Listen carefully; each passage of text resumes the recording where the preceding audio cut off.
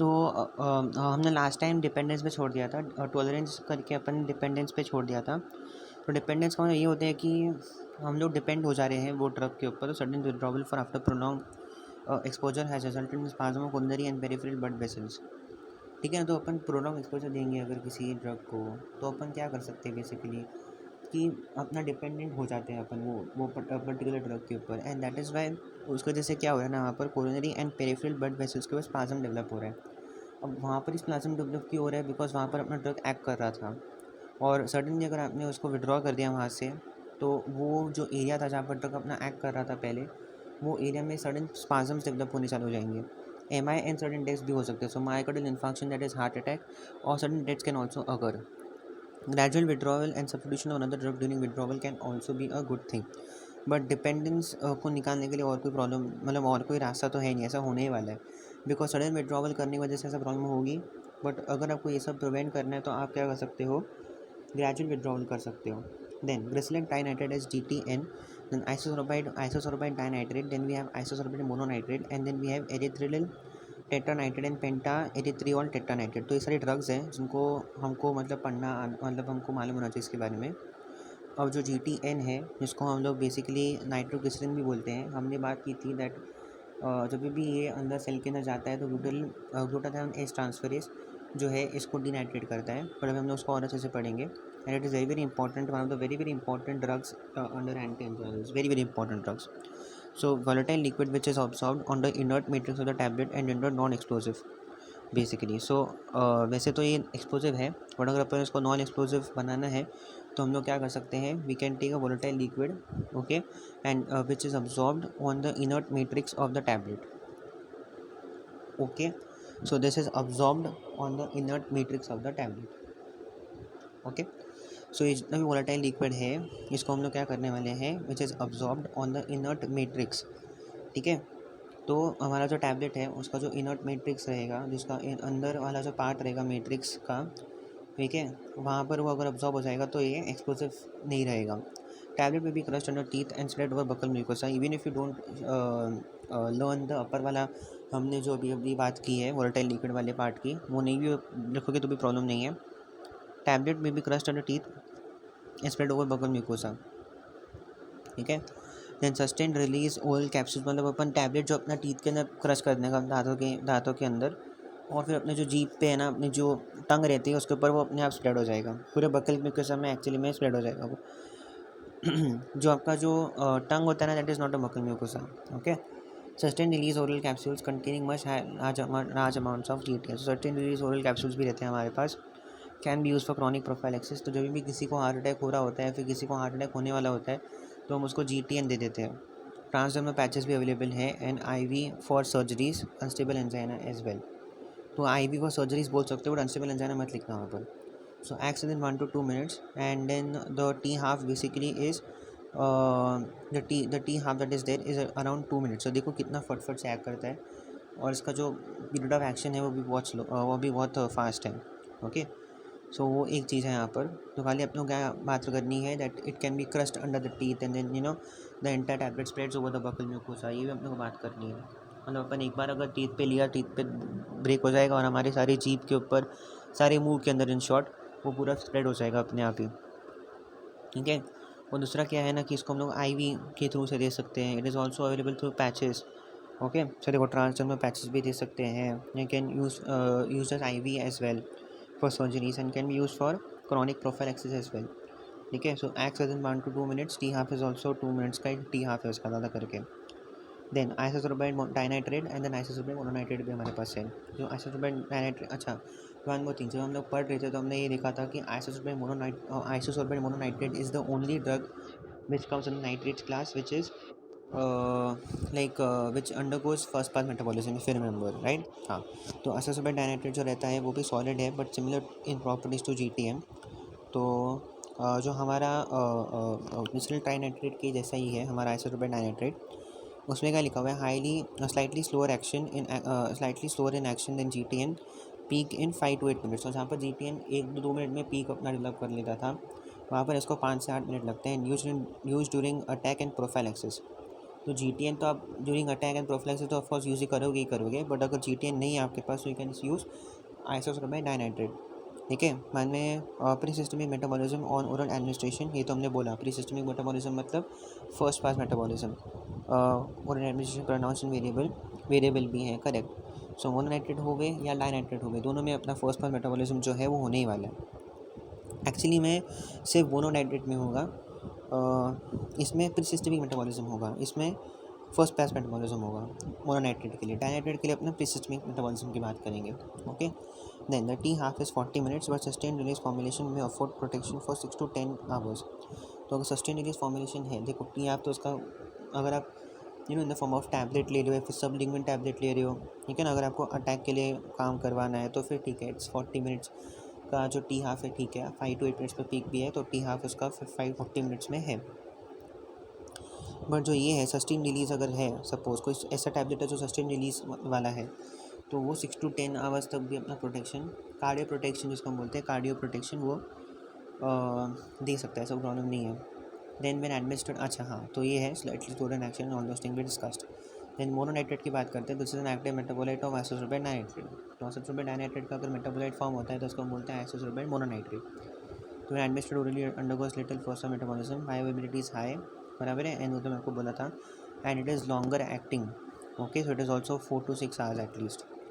Okay, तो आपको देख सकते हैं यहाँ पर क्या क्या मैंने बोला हुआ है। Then erythrityl tetranitrate and pentaerythritol tetranitrate, erythrityl tetranitrate and pentaerythritol tetranitrate, दोनों टेट्रानाइट्रेट ही है, so you have to remember. तो these are longer acting nitrates use for chronic prophylaxis. ऐसे मतलब जहाँ पर अपने को ऐसा नहीं है कि चलो अभी किसी बंदे को कुछ हुआ है, ठीक है, किसी बंदे को कुछ हार्ट अटैक या फिर कुछ एंजाइना वगैरह हुआ है, तो हम लोग को एक डर रहता है कि इन द फ्यूचर में भी इन 1 to 2 days या फिर 3 to 4 days में हार्ट अटैक भी आ सकता है। तो उसको प्रिवेंट करने के लिए हम लोग ऐसे टैबलेट्स लेके रखते हैं। बट अगर क्रॉनिक प्रोफाइलिसिस की बात करूँ तो मतलब हम लोग प्रोटेक्शन प्रोवाइड करके रख रहे हैं for more than 2 to 3 months, because हमको पता है कि इवन इफ़ ये मतलब अभी नहीं हुआ तो बाद में तो ज़रूर होगा फ्यूचर में। तो क्रॉनिक प्रोफाइलिसिस की ज़रूरत पड़ती है जब हमको लाइक 2-3 हफ्ते तक, 2-3 महीने तक अपने को प्रोटेक्शन की ज़रूरत है, कार्डियो प्रोटेक्शन की ज़रूरत है, तब हम पेंटा एरिथ्रियोल टेट्रानाइट्रेट एंड एरिथ्रियोल टेट्रानाइट्रेट को यूज़ कर सकते हैं। ओके, तो उनके बारे में ज़्यादा कुछ एक्शन मतलब इन शॉर्ट दिया नहीं है, बट अपन यहाँ पर ये समराइज़ कर सकते हैं। GTN हमारे पास है एक ड्रग, एंड देन दूसरा ड्रग हमारे पास है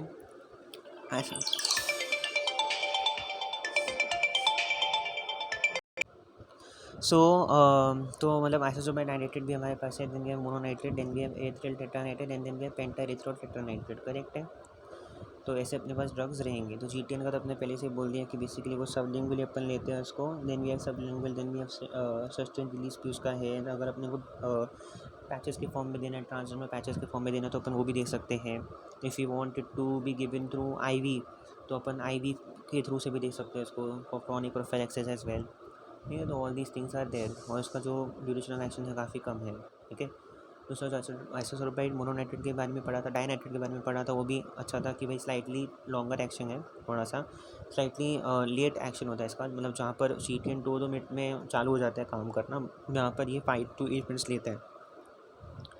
तो वो एक प्रॉब्लम वहाँ पर एक इशू जनरेट हो जाता है, बट कोई ऐसा कुछ मेजर इशू नहीं है। एंड देन अगर इसका टी हाफ की बात करें, डाइनाइट्रेट वाले की टी हाफ की बात करें, तो उसका टी हाफ भी अच्छा खासा अराउंड 40 मिनट्स तक है। But if you are giving through the sustain release, then it can also provide protection up to 6 to 10 hours. तो वो एक अच्छा वहाँ पर वेरिएबिलिटी प्रोवाइड कर रहा है कि भाई अगर काम फटफट में ख़त्म करना है तो फटफट में ख़त्म कर लो, but if you want to keep it sustained release, then you can also do that as well.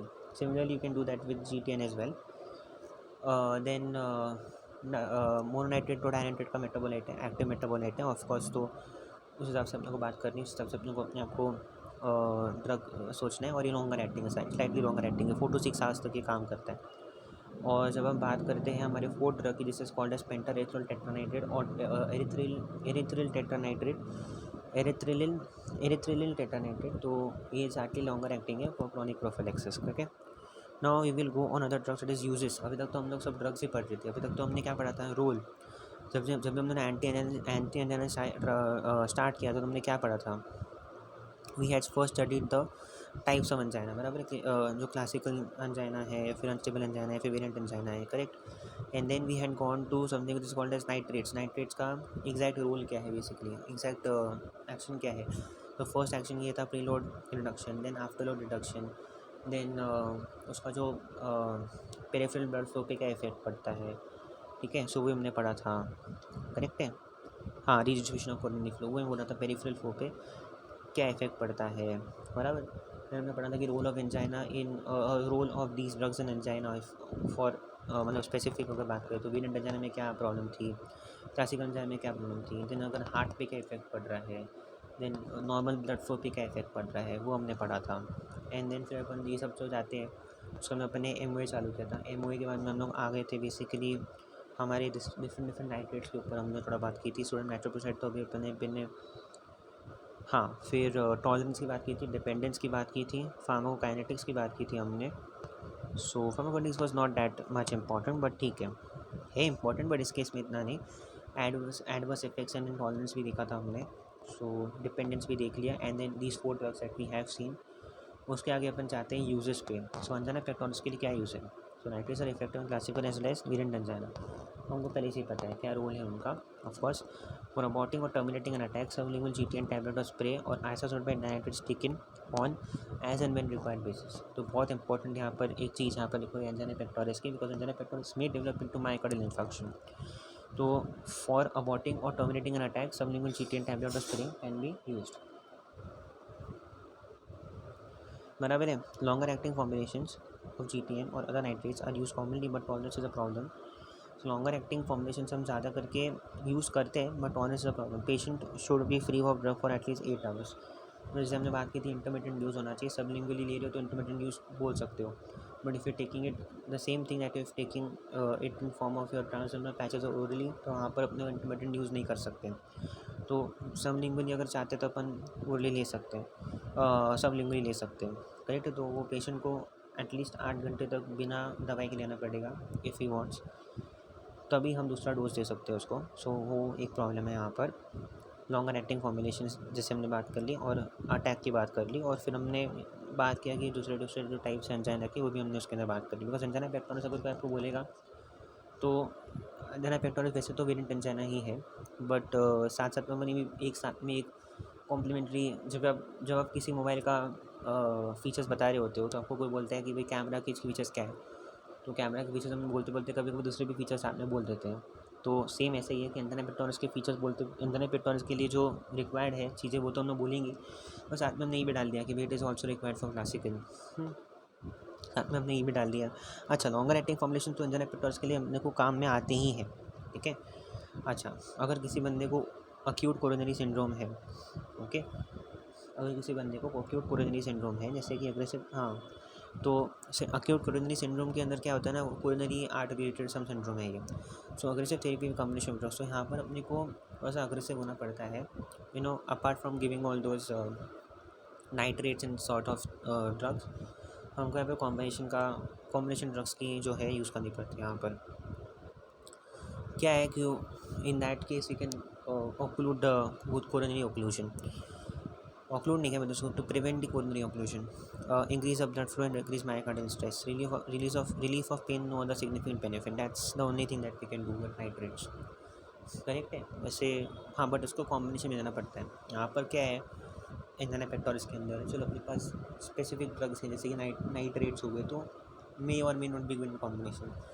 यहाँ पर अपने को एंजाइना पेक्टोरिस के टाइम पे अपने को ज़रा ज़्यादा फास्ट एक्ट करना पड़ता है, इफ़ यू रिमेंबर। तो वहाँ पर कॉम्बिनेशन क्या दोगे आप, वहाँ पर आप हार्डली एक दवाई से आपको सोचना पड़ता है कि भाई कौन से दवाई दूँ, एक दवाई दूँ जिससे काम हो जाए। ये there we don't think about in emergency condition, we don't think about combination drugs, but जब हमको अक्यूट कोरोनरी सिंड्रोम है वो थिंक करना पड़ता है कि कॉम्बिनेशन क्या है, बिकॉज दिस इज़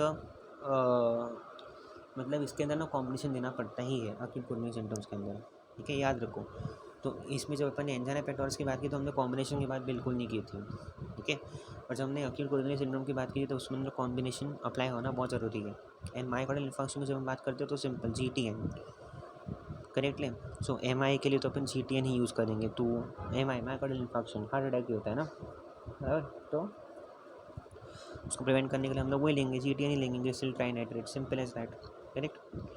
अच्छा, what is the use of it in CHF like, अब CHF में बहुत इंपॉर्टेंट रोल ये है कि तो आपको कार्डियक लोड जो है कम करवाना है, तो उसमें भी आपको GTN देना पड़ेगा।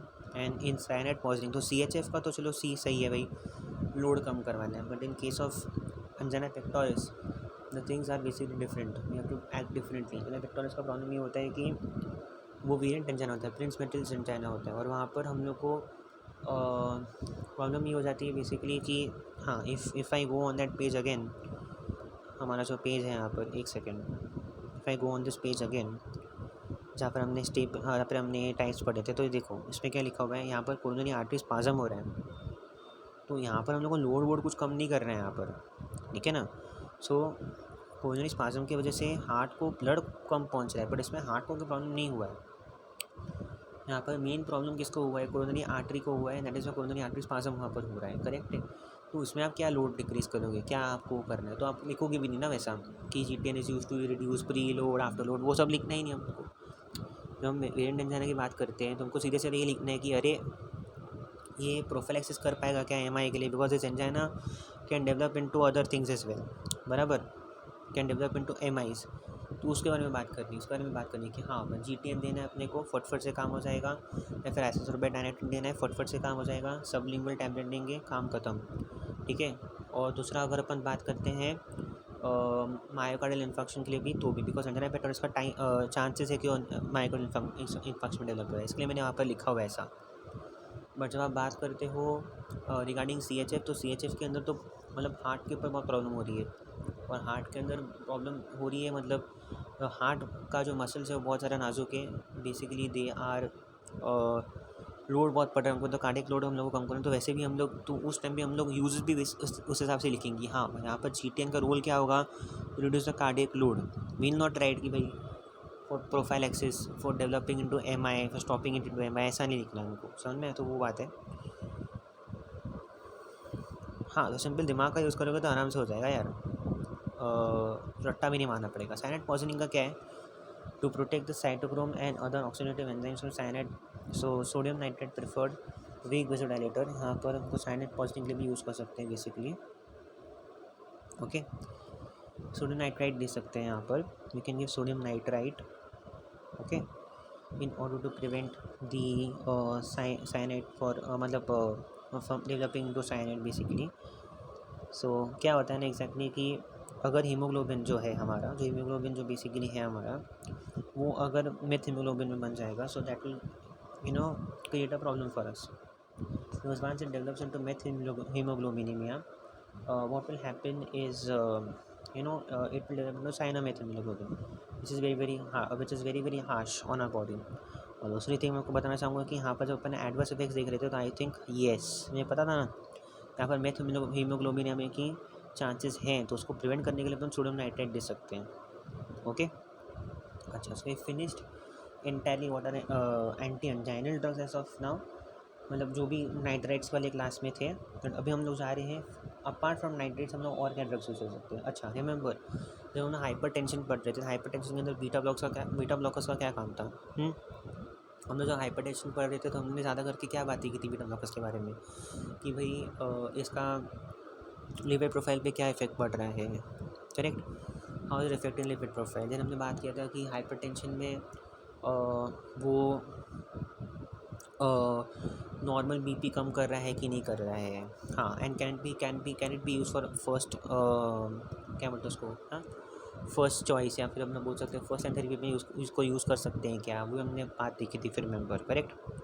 हाँ, तो रिमेंबर करना है आपको, because that will be confusing, ऐसा हो जाएगा कि हाइपरटेंशन में जो लिखना था आपने इधर लिख दिया, नहीं, तो यहाँ पर अपने को पता था कि हाइपरटेंशन में क्या अपन बात करते हैं, कोई भी ड्रग लेते तो वी टॉक अबाउट कि is it affecting the lipid profile, तो हमने बीटा ब्लॉक्स का बोला कि yes it is affecting the beta profile, lipid profile, बराबर। अच्छा, is it going to trigger your compensatory mechanisms, yes it is going to trigger your compensatory mechanisms, बराबर। Then beta blockers का और क्या problem है, वो वैस्कुलर डिजीजेस कॉज कर सकता है, फिटनेस नॉन स्पेसिफिक, बराबर, करेक्ट, तो वो भी हमने एक बात की थी, तो नॉर्मल हमने बात की थी, और कुछ बातें की थी उसके अंदर, चलो ठीक है, इतना मेरे को याद आ रहा है। नाउ इन दिस केस जब हम अंजाइनस की बात करते हैं, अच्छा, ये वाला पार्ट हम लोग नेक्स्ट वीडियो में करेंगे, ठीक है। जो टाइम लिमिट खत्म हो रहा है, ओके।